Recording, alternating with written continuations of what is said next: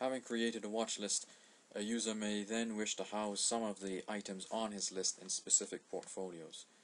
For example, on this screen we're showing the first 20 items or so of a result of a scan we did of the tech sector for the US and Canada. These were all carried out at a resolution of 1 day, and we want to show how we could put these into a separate portfolio to track them separately. And in this demo vid, we're going to show that, as well as how to test them individually inside the portfolio, and finally how to test the portfolio as a whole, as a single item, and to take a look at some of the data and performance ratios that come out of that. Now, the first step to making this portfolio is to go to the portfolio screen, click on Add a New Portfolio. Now a line appears under the existing named portfolios, and in this box with the flashing cursor, we're going to call this Tech Demo, and we'll give it a description of end of day. To begin populating this portfolio, we return to the watch list. We select an item from this tech scan. This first item is the pair MANH-ADI.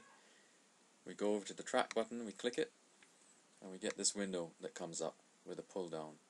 If we click the pull down, there's a list of all the portfolios that exist, including the one we just made, Tech Demo, and we click on OK. To add a second item, the steps are identical, and so on for a third, fourth, fifth, however many a user wants. Now, to see the impact of all of that, we go back to the portfolios, we click on refresh, and we'll see that the Tech Demo portfolio now has 3 items, and these are listed in the lower pane. Now if we look carefully at these, we'll see there's a column here that's called strategies, and none of the little boxes are highlighted. In order to test a portfolio, and in order to test an item itself, it must be back tested. That process assigns a strategy to the item or pair that sticks and can be used later for tracking in-trade performance, and also for testing the portfolio as a whole. Now, to add a strategy, we click on Test. If you saw our prior video, the dialog box that opens will be familiar. This is the back testing dialog box. In order to run a strategy, you follow the same directions as we did in that video. Here we can click on an existing strategy to make the process a bit faster. We'll load it, and we'll run test. And all the algorithm is doing now is assigning the amounts per side and the strategy to this item.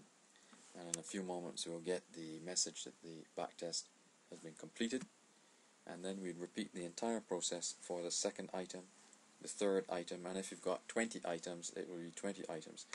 Now that's all extremely laborious, but once it's done, there is a shortcut for then subsequently changing every strategy for every pair inside a portfolio. And in order to do that, you highlight the portfolio you're interested in this case it's the Tech Demo. You click on Assign Strategy. A little box comes up with a pull down. Under the pull down are all the names of the strategies that are already existing that you, the user, would have created. Here we'll take the direction plus Z, click OK, and the software has now assigned that strategy to every item in the portfolio. If you now look at the strategy column, you'll see that each box is ticked. Please be aware, for this to work, each item first has to be tested individually. The Assign Strategy button is a shortcut once that step's been carried out. Now we've got another portfolio on this list called Out of Sample.